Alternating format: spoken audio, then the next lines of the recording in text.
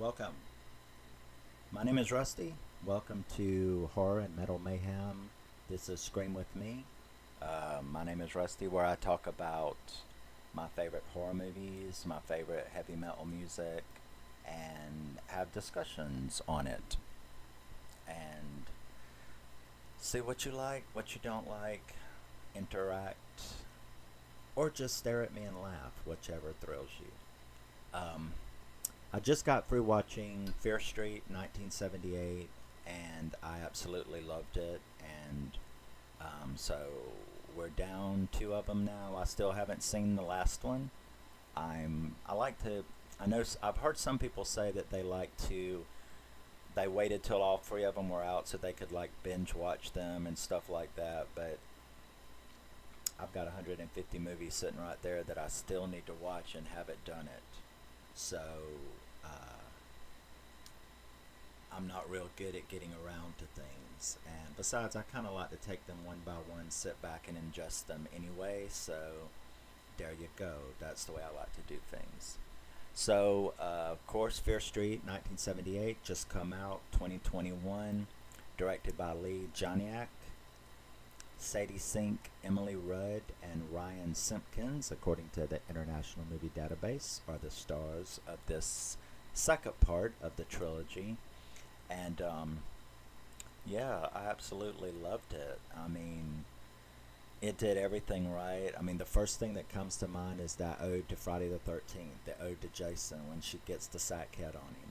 I'm like, okay, that was good. That was really good. And I'm really taking to, I guess, after being a fan of American Horror Story, um, seeing other actors, because I've heard that in the third part, or I saw in the previews, that in the third part, you're going to have people doing different roles from the thing.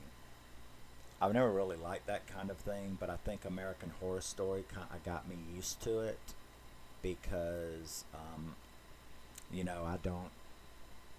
I think if you're a really good actor, you can do that, and people like Jessica Lange, who's able to like convince me, that they are different characters, even though they're the same actor in the same series. That was American Horror Story has been kind of a unique experience that way for me, getting used to that kind of stuff, and it's worked really well. I haven't had near the problem that I thought I would have with something like that, so that was pretty surprising. But so I don't really have any fear of watching the last one, knowing that that's what's going to occur from the previews.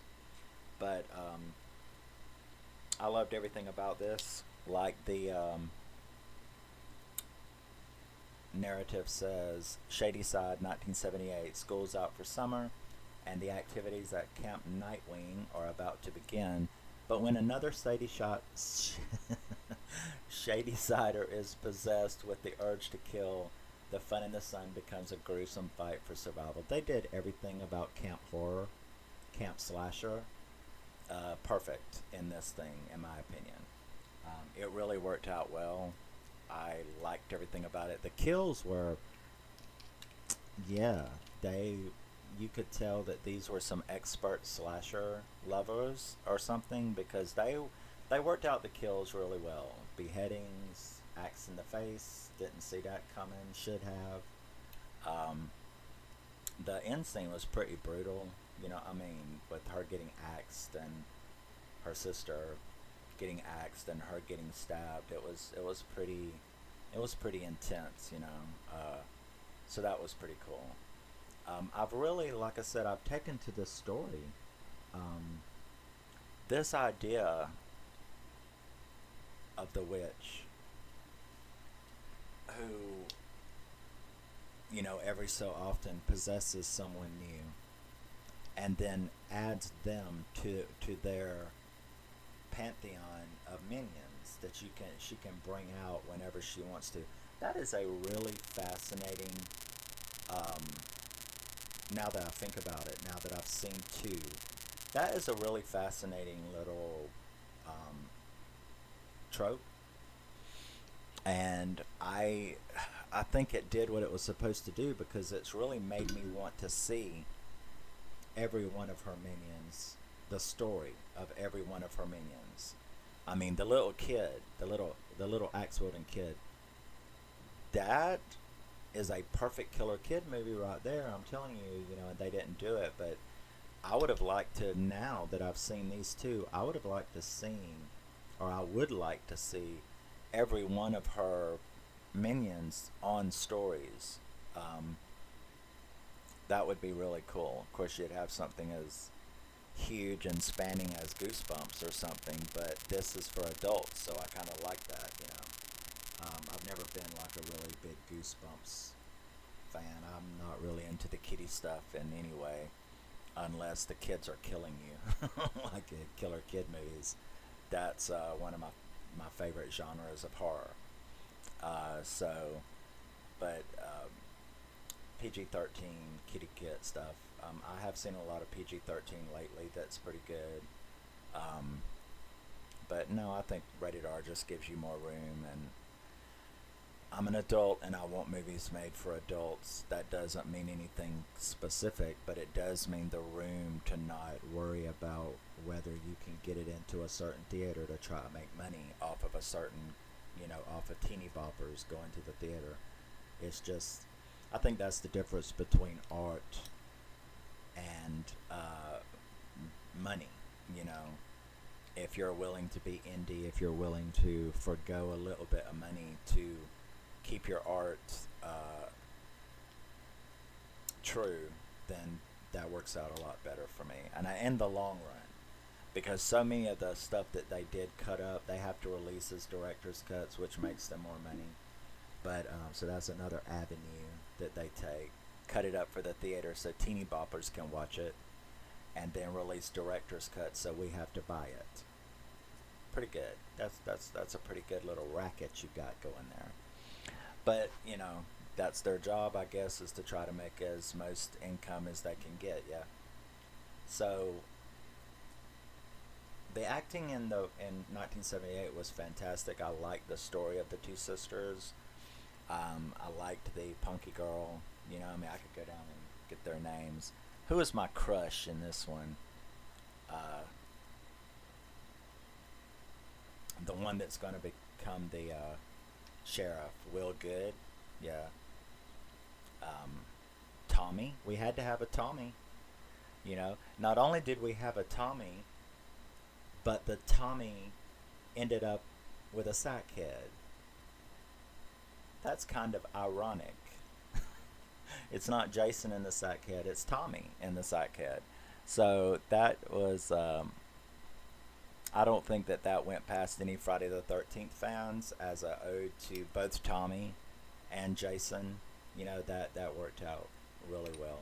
The execution of this one was perfect. I mean, I liked it all. I liked the kills. I liked everything that was done in it. You even got a couple of TNA shots for the ladies and gay guys. A couple of nice butt shots. So that's cool.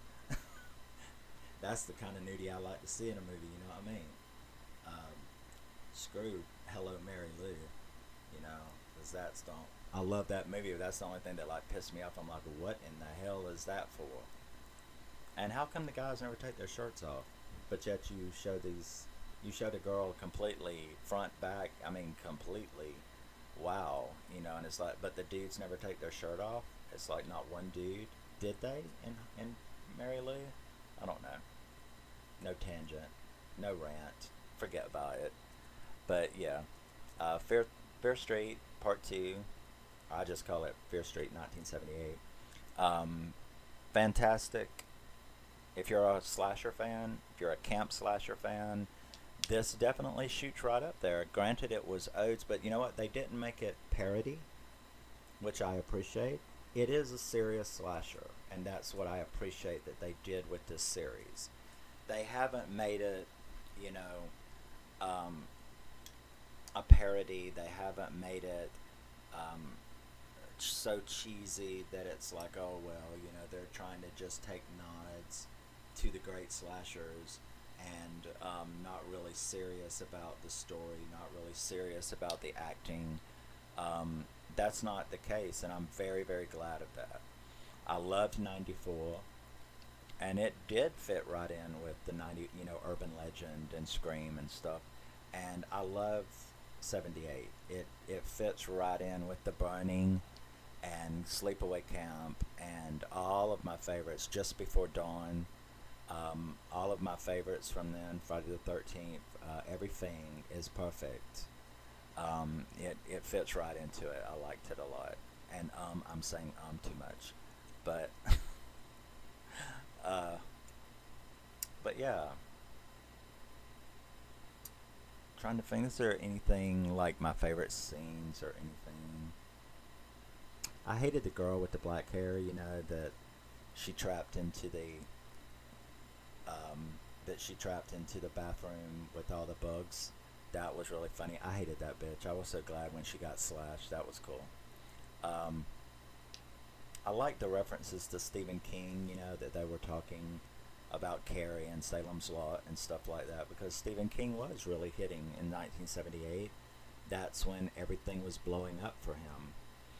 So that was really cool. The nod to him and Carrie and Salem's Lot and stuff like that was excellent. Now, what do you think about the soundtrack? What do you fucking think I think about the soundtrack?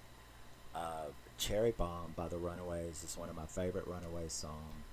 I've got all of their albums, and Cherry Bomb is one of my favorite. It's not my favorite by the Runaways. The Queens of Noise album, I'm going to do a video on that. The Queens of Noise album is my favorite. But Cherry Bomb ranks up there. I love Playing with Fire. That is my favorite Runaways song. And Queens of Noise is my favorite Runaways album. But yeah, Kansas. Carry on our way with, Carry On. That was well placed. Cherry Bomb. They well placed Cherry Bomb really good in this movie. The whole soundtrack was phenomenal. I especially loved Captain and Tennille because I might be a punk rock metalhead, but I've got surprises for you. I love bluegrass because it's very aggressive. And guess what? I love Captain and Tennille's "Love Will Keep Us Together." I love jamming that song. And, because I'll get in this mood, like 99% of the time, I'm punk, grunge, heavy metal, but I'll get into the mood where I'll go play my 80s hits, like Rick Astley and stuff like that. And I do like some cheesy radio stuff. I do like Love Will Keep Us Together. I like the fucking Carpenters. I like ABBA. So, yeah, but I just don't get in that mood very often. But when I do, I can sing every word to Captain and Tennille's "Love Will Keep Us Together." So, there. Deal with it. But the soundtrack was phenomenal in this movie.